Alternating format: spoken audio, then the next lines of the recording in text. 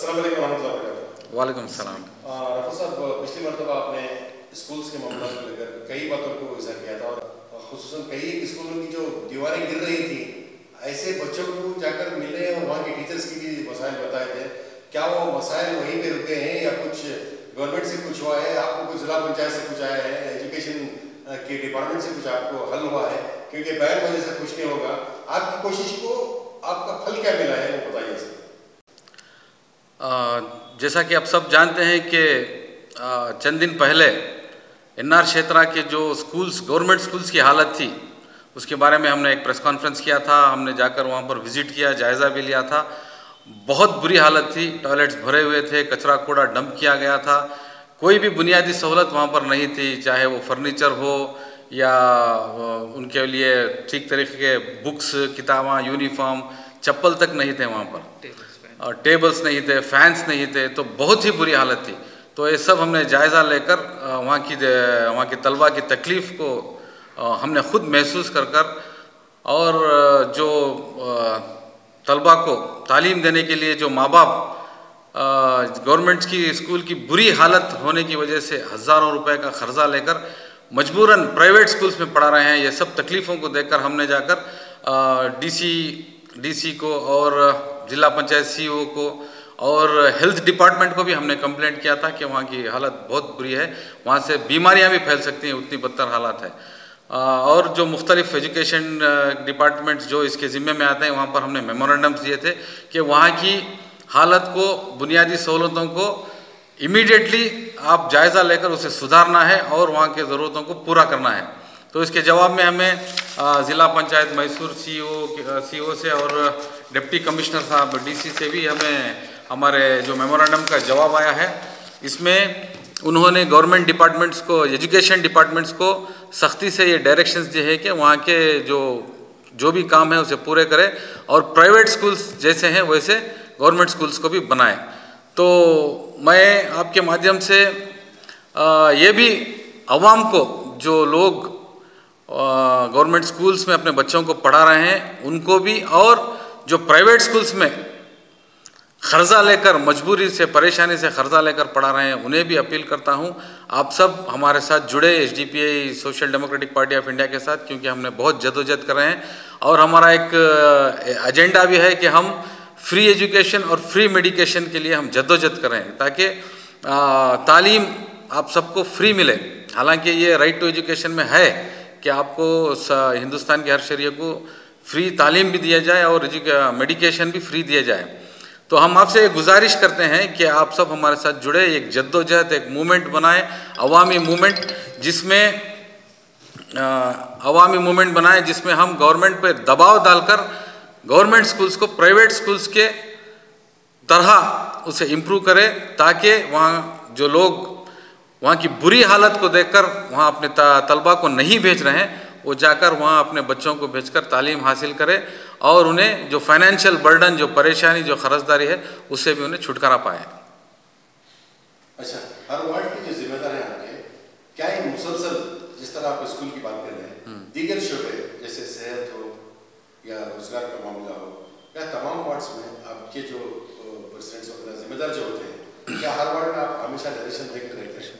जी, हर ward में हमारे जिम्मेदार जो हैं वहाँ के बुनियादी ज़रूरतें जो भी हैं, चाहे वो एजुकेशन का मामला हो, चाहे हेल्थ का, और वहाँ की पाकी सफाई का, पानी का, कचरे कूड़े का, जो भी स्कॉलरशिप्स का मामला है, जो भी आम आवाम को जो तकलीफ़ महसूस होती है, तो पहली सफ़ में एसडीपीआई के ज़िम्मेदार कारकुन और वहाँ के लीडर्स पहुँचकर उनकी परेशानियों को हल करने की हम भरपूर कोशिश करते हैं।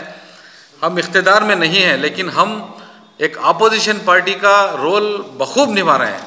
हम गवर्नमेंट पर इतना दबाव, इतना प्रेशर डालते हैं कि आप देख सकते हैं कि वो काम हो रहा है। मोहम्मदिया स्कूल में भी हमने वहाँ पर विज़िट कर आने के बाद जो टॉयलेट्स पूरे भरकर ओवरफ्लो होकर बहुत महीने से काम नहीं हो रहा था, हमारी एक विज़िट के बाद इमीडिएट काम शुरू हो गया है। इनका ये सवाल था कि आंगनबाड़ी के बारे में नजर रखेंगे? हाँ हाँ, आंगनवाड़ी के बारे में हमने गौर किया है। इंशाल्लाह हमारा अगला कदम इसी पर होगा। आंगनवाड़ी में भी हमने देखा है कि जो बुनियादी सहूलतें गवर्नमेंट से, जो राशन जो भी कुछ आ रहा है वो सही तरीके से वो तकसीम नहीं हो रहा है, और बच्चे भी वहाँ का जो फ़ायदा उठाना है वो फ़ायदा नहीं उठा रहे हैं। हमारा एक एजेंडा भी है, हम हर वार्ड में आंगनवाड़ी में जाकर वहाँ का जायज़ा भी लेंगे और वहाँ की हालत भी सुधारेंगे, और जो फ़ायदा आंगनवाड़ी से आवाम को उठाना है वो उठाने का भी हम अफसोस की बात है, शर्म की भी बात है कि 15 अगस्त को सारी दुनिया हिंदुस्तान की तरफ देख रही थी कि एक बहुत बड़ी जद्दोजहद के बाद हमें आज़ादी मिली थी, हम खुशियाँ मना रहे थे। उतने मुबारक दिन जो गवर्नमेंट ने इतनी घिनौनी और जलील हरकत की, ये कंडेमनेबल हरकत है, इसे हम सख्ती से कंडेम करते हैं। जो लोग 14 लोगों का मर्डर कर और एक मासूम एक लड़की जो 5 महीने प्रेग्नेंट थी उसकी माँ को एक दूसरे के सामने कहने भी रोंगटे खड़े हो रहे हैं मेरे, बहुत शर्म आ रही है। वो उनकी इज्जत लूटी गई और उनके एक छोटे बच्चे को दीवार पर कुचलकर मारा गया, और वो कन्विक्टेड थे, उन्हें सज़ा हुई थी। ये नहीं कि वो अक्यूज हैं, उन्हें सज़ा, बाकायदा सज़ा हुई थी कोर्ट से। वैसे लोगों को संस्कारी ब्राह्मण बोलकर रिहा किया गया, वो भी इंडिपेंडेंस डे के दिन। ये बहुत ही शर्मनाक हरकत है। तो क्या मैसेज जा रहा है हिंदुस्तान की आवाम को?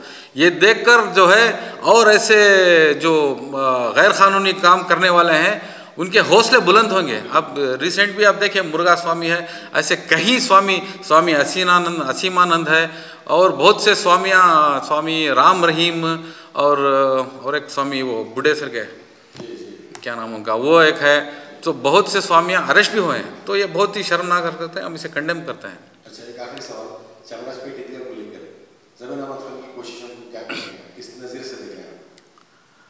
देखिए, ये जो भी हमारे वफ़ के मिल्कियतें हैं उन्हें उनके पेपर्स सही कर लेना चाहिए, और उनकी बंदिशें भी, उनके कंपाउंड वगैरह कर उसे सही कर लेना चाहिए, क्योंकि ऐसे मौके बार बार ढूंढते रहते हैं जो शरपसंद लोग हैं। तो हमें इन्हें मौका नहीं देना चाहिए, ये मेरा कहना है। नहीं, सुप्रीम कोर्ट से उनको जो उस दिन गणेश मूर्ति को बिठाने का जो हाँ ऑर्डर मंसूख किया गया, तो वरना अगर दिया जाता तो शायद फरका वरना फसाद होने के सुप्रीम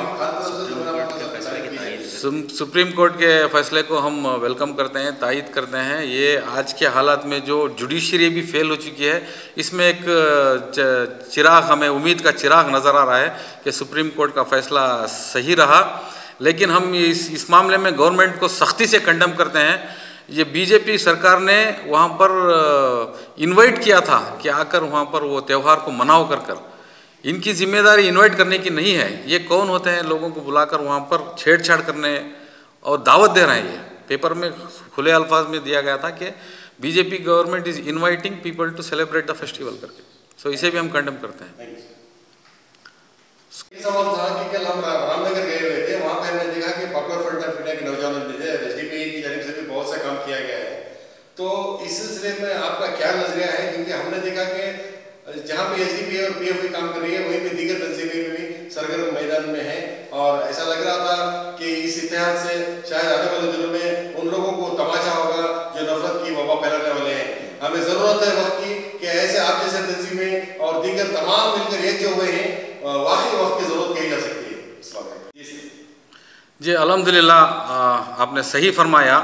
जैसा कि आप देखते आ रहे हैं, एसडीपी और पॉपुलर फ्रंट हिंदुस्तान के हर कोने में जब भी या सैलाब, तूफ़ान आए या कोरोना आए, हमने खिदमतों को अंजाम पहली सफ़ में आकर दिया है। तो आज रामनगर में भी ये हमें देखा गया कि सारी तंजीमें मिलकर वहाँ पर जुड़कर काम करें। ये बहुत ही एक वेलकमिंग ये है, स्टेप है। हम बहुत खुश हैं कि हम हमारी खुशियों का इज़हार करते हैं कि ऐसे मौके पर सब जुड़कर हमें काम करना है, और ये एक इत्तेहाद का मुजाहरा, हमें जो फिस्ताही ताकतें जो हमें तोड़ने की कोशिश कर रहे हैं, इन्हें एक मुँह तोड़ जवाब है ये।